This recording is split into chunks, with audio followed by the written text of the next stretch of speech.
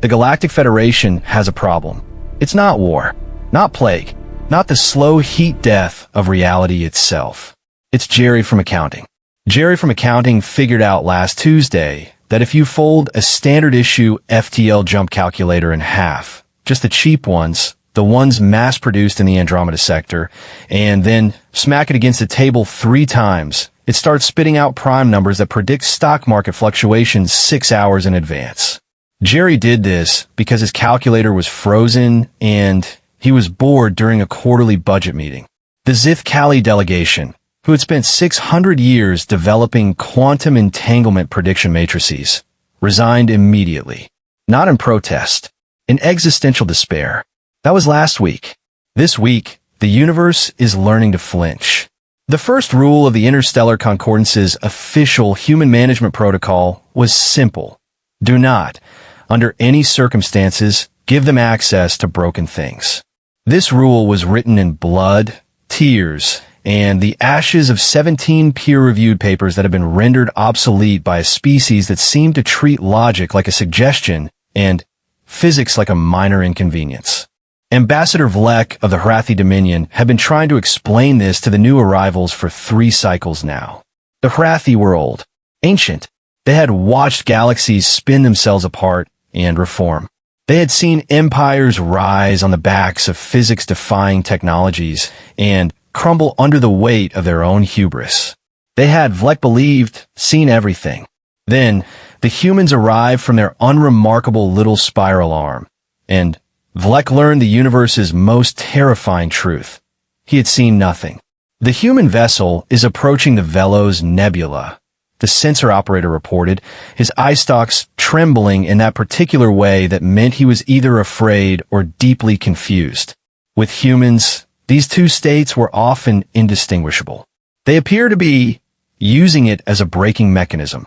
Vlek's primary heart skipped. His secondary heart, the one that handled emergencies, began pounding immediately. Come again. They've entered the nebula's gravimetric shear zone. Deliberately. The human captain, the operator paused, reading the translation with visible disbelief. Reports that the nebula's density gradients are perfect for scrubbing off excess velocity, and that we should relax. It's basically like driving through a car wash. A car wash. The human had compared the Velos Nebula, a region of space so mathematically unstable that 3 previous species had lost entire exploration fleets to its unpredictable current shifts, to a device used for cleaning ground-based transportation vehicles. Vlek's tertiary heart, which mostly existed for ceremonial purposes and had never actually been needed before, started up out of sheer solidarity with the other 2. Give me the human ambassador, he said. Now! Ambassador Sarachan was eating a sandwich when the priority hail came through. Not a replicated nutrient brick. Not a synthesized protein paste that approximated the texture of food without any of the joy. An actual sandwich. She had grown the tomatoes herself in a hydroponic bay that was supposed to be used for emergency oxygen production. The lettuce had been a diplomatic gift from the Frel, who found human agriculture simultaneously primitive and fascinating. The bread had required 3 months of negotiation with a species that considered yeast cultivation a sacred art form. Sarah took a bite, chewed thoughtfully, and accepted the call. Ambassador Vlek, she said, swallowing. You look stressed. Did someone break the coffee machine again? Vlek's compound eyes flickered through 17 colors of distress before settling on a deep, pulsing red. Your captain, the Velos Nebula. Explain. Oh, that. Sarah took another bite. Yeah, Commander Rios he's unconventional. But he knows what he's doing.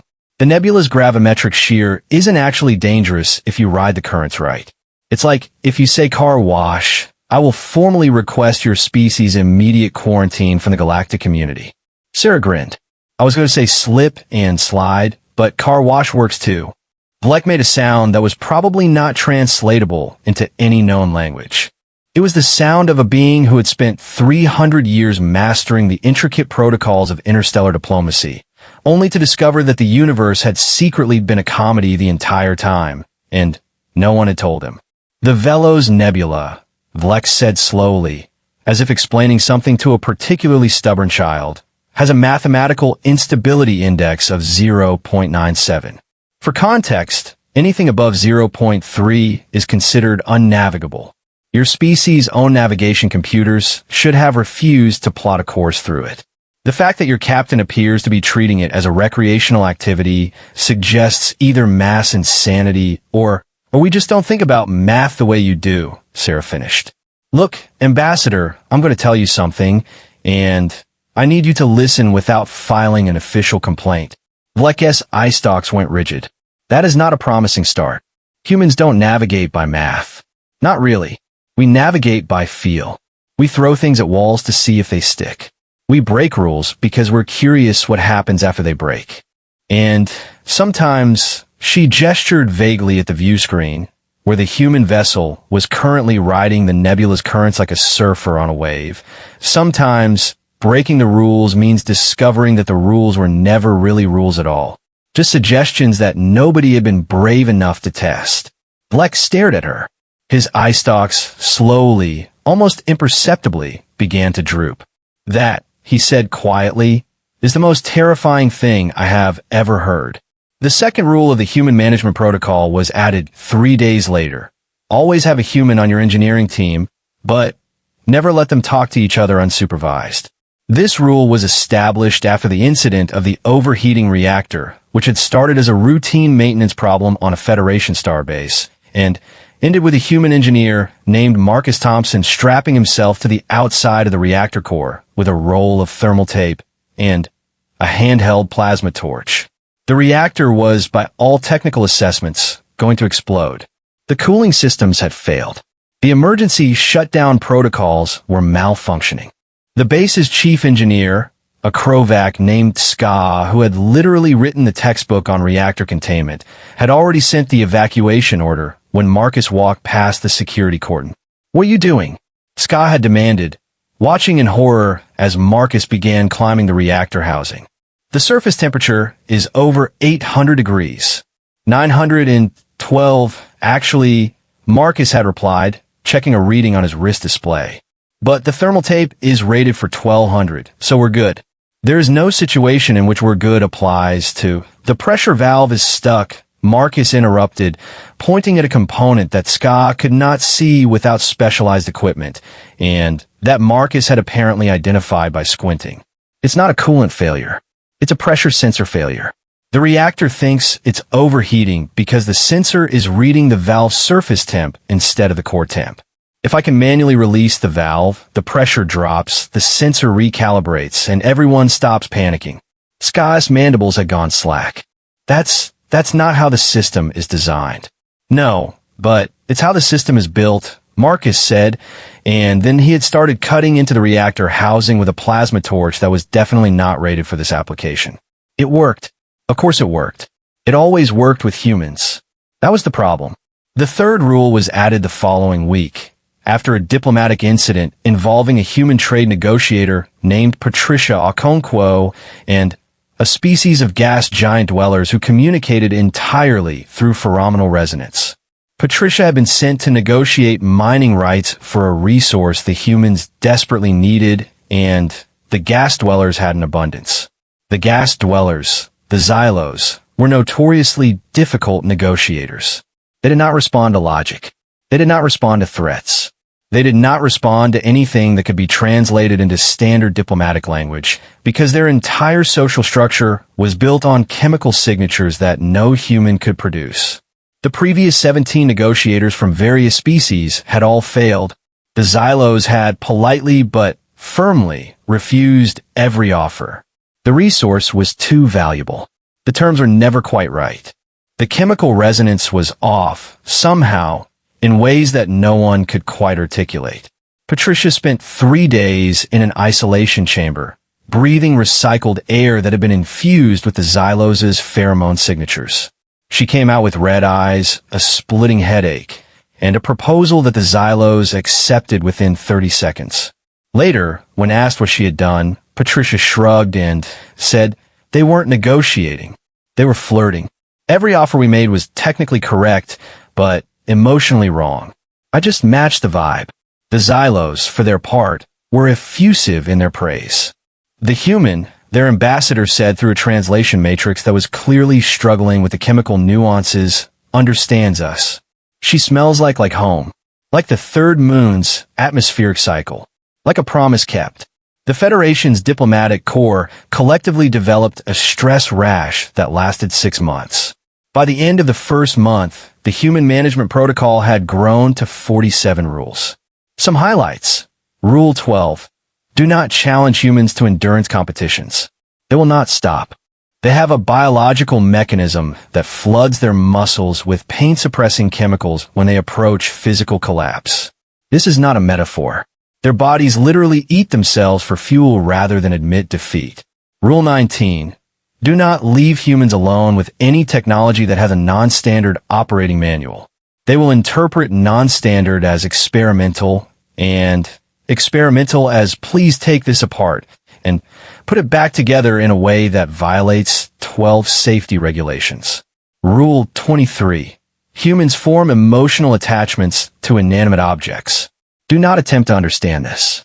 Do not comment on it. Do not, under any circumstances, throw away the broken coffee machine that the human engineer has named Betsy and insists is still good. She just needs love. Rule 31. If a human says, "Hold my beer," evacuate the area immediately. This phrase precedes events that have been classified by the Federation's Safety Council as too dangerous to document. Rule 38. Humans do not have a survival instinct. They have a curiosity instinct that sometimes masquerades as survival. This is not a bug. It is the most terrifying feature of their psychology. The crisis came on day 42. The rift. The thing between spaces. The void that existed in the cracks of reality, where physics broke down and mathematics became a suggestion and the laws of the universe went to die. Every species in the Federation knew about the rift. It was the one thing everyone agreed on. You did not go there. You did not approach it.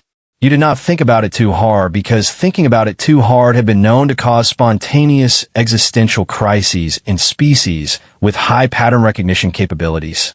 The rift was where the universe's logic went to unravel. It was the exception that proved every rule by violating all of them simultaneously.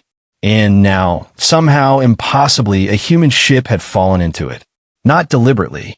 Even humans, Vlek had believed, were not that insane. It was a navigation error, a misplotted course, a momentary lapse in attention that had sent the human vessel spiraling into the one place in the galaxy that every other species treated as an absolute, unquestionable, never-go-there boundary. Vlek watched the distress signal come in. Watched the human captain's face on the view screen, calm in a way that suggested either profound courage or a fundamental misunderstanding of the situation. "Ambassador," Commander Rios said, his voice crackling through the interference, "We've got a situation." "A situation?" Vlek repeated. His eye stalks had gone completely limp. He had given up on controlling them. "You have fallen into the rift. The place where reality ends. The void that has swallowed 17 exploratory vessels from species far more advanced than yours. And you're describing this as a situation." "Well, yeah." Rios scratched his chin. "I mean, it's not great. But it's not as bad as everyone says.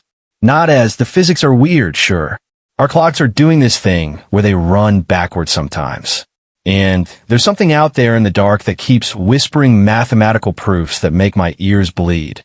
But overall," he shrugged, "it's manageable." Vlek's primary heart stopped. His secondary heart took over. His tertiary heart, the ceremonial one, started beating purely out of spite. "Manageable," Vlek said flatly. "Yeah. Hey, listen, I need to ask you something. The rift. It's got these currents, right? Like the Velos Nebula, but weirder. And I was thinking, no, you don't even know what I was going to say. You were going to suggest using the rift's impossible physics to achieve something that the rest of us have spent millennia accepting is impossible." He was blinked. "That's actually exactly what I was going to say. Are you psychic?" "No. I have simply learned to recognize the sound of a human about to break the universe." The fourth rule of the Human Management Protocol was added in real time. as Vlek watched Commander Rios attempt the impossible. Rule 44.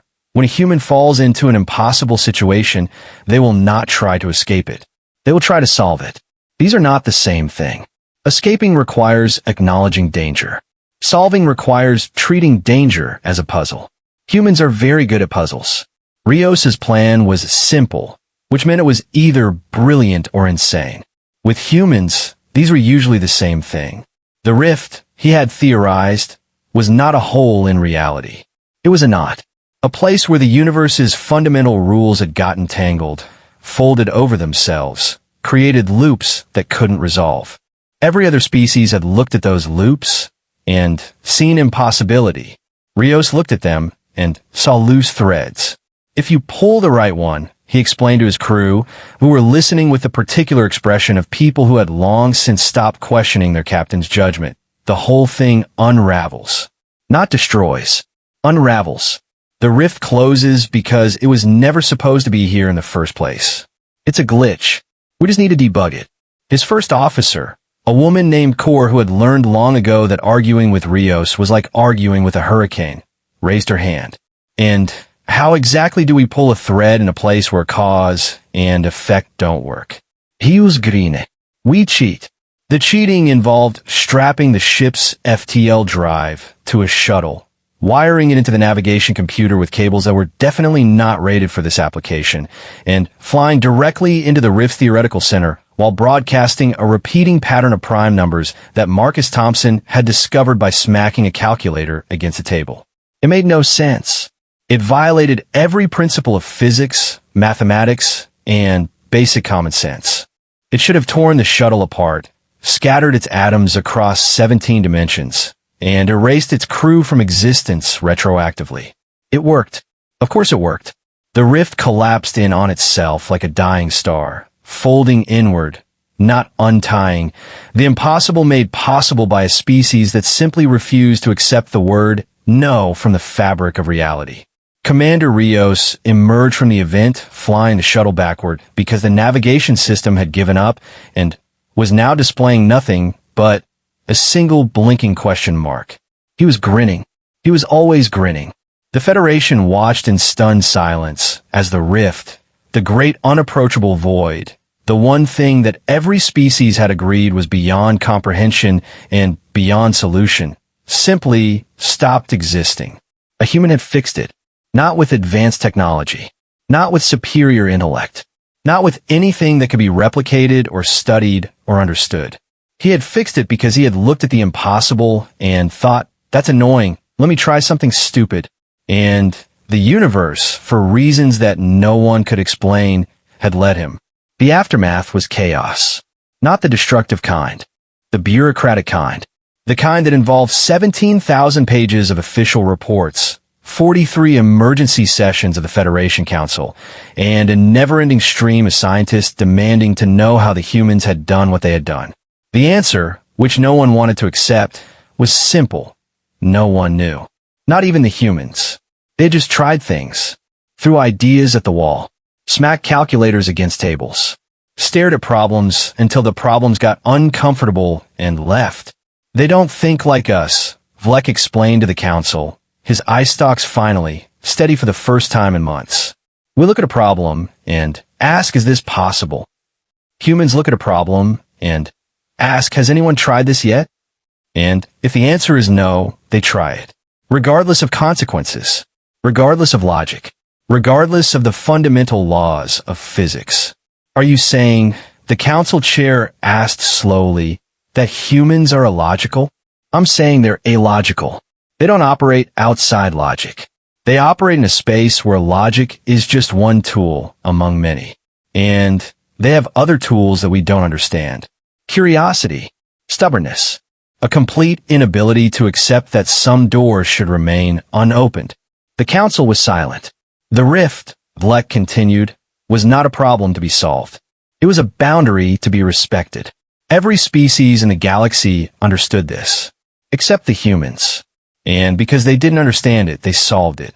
They collapsed it. They made it go away by doing something that should have been impossible. He paused. Let the silence stretch. I've spent 42 days studying the humans. learning their history, their psychology, their culture, and I have reached a conclusion that I did not want to reach. The council leaned forward. Humans are not the galaxy's weakest species. They are not the galaxy's strongest species. They are something far more dangerous. They are the galaxy's only species that doesn't know when to stop. The final rule of the Human Management Protocol was added the next day, after Vlek watched a human child solve a puzzle that had stumped Federation scientists for 300 years by turning it around and looking at the back. Rule 47. Do not underestimate humans. Do not overestimate them. Simply accept that they operate on a different axis of reality than the rest of the universe. Accept that they will break your rules, violate your assumptions, and solve your impossible problems by accident while trying to do something else entirely. Accept that the universe, for reasons that no one understands, seems to allow this. And then, once you have accepted all of this, do the only thing that has ever worked with humans. Get out of their way. The story leaked, as stories always do, not through official channels, not through the carefully worded reports and sanitized briefings. It leaked through the cracks between species, the informal networks of traders and travelers and exiles who carried news faster than any official communication system. A human had fixed the rift. A human had looked into the face of impossibility and yawned. A human had done the thing that everyone said could not be done because no one had told a human it could not be done. And the galaxy slowly, inevitably began to change. Species that had spent millennia avoiding each other started talking. Not because they wanted to, but because the humans had shown up and started talking to everyone and somehow impossibly had started making friends. Trade routes opened across previously hostile borders. Alliances formed between ancient enemies. The great frozen stalemate of galactic politics began to thaw. Not because the humans were wise. Not because they were powerful. Not because they had any special insight that other species lacked. Because they were curious. Because they were stubborn. Because they looked at a universe full of rules and boundaries and impossibilities and thought, that's cute, but have you tried this? And the universe, which had spent billions of years evolving complexity and elegance and mathematical perfection, looked back at these strange little creatures from their unremarkable spiral arm and did something it had never done before. The universe started to adapt, not because it wanted to, because it had no choice. Because humans, it turned out, were the one thing that logic could not predict, the one variable that every equation failed to account for, the one impossibility that reality itself could not resolve. And the universe, for all its grandeur and complexity, had finally learned a very simple truth. You do not beat humans. You survive them. And if you are very, very lucky, you might just learn to keep up. Ambassador Vlek stood at the observation deck of the Federation headquarters, watching the human ship depart. It was leaving on schedule, which was unusual. Humans rarely did anything on schedule. They were probably running late because someone had stopped to investigate an interesting rock or challenge a local to a drinking contest or teach a species of sentient fungi how to play poker. Behind him, the latest edition of the Human Management Protocol sat on his desk. It had grown to over 200 rules now. Every day brought a new one. Every day brought a new impossibility that the humans had stumbled into and solved by accident. Velikis estalkusem tvichet. Not in distress this time. In something else. Something he was still learning to name. Respect, maybe. Or awe. Or the dawning realization that the universe was bigger and stranger and more wonderful than he had ever imagined. And that the humans, in their chaotic, illogical, impossible way, were the ones who had finally shown him that. He watched the human ship disappear into the stars. Safe travels, he said quietly. And please, for the love of all that is rational, do not break anything important on your way home. Somewhere, in the depths of the ship, Commander Rios was probably already finding something to break. And the universe, for the first time in its long and orderly existence, braced itself for the chaos to come.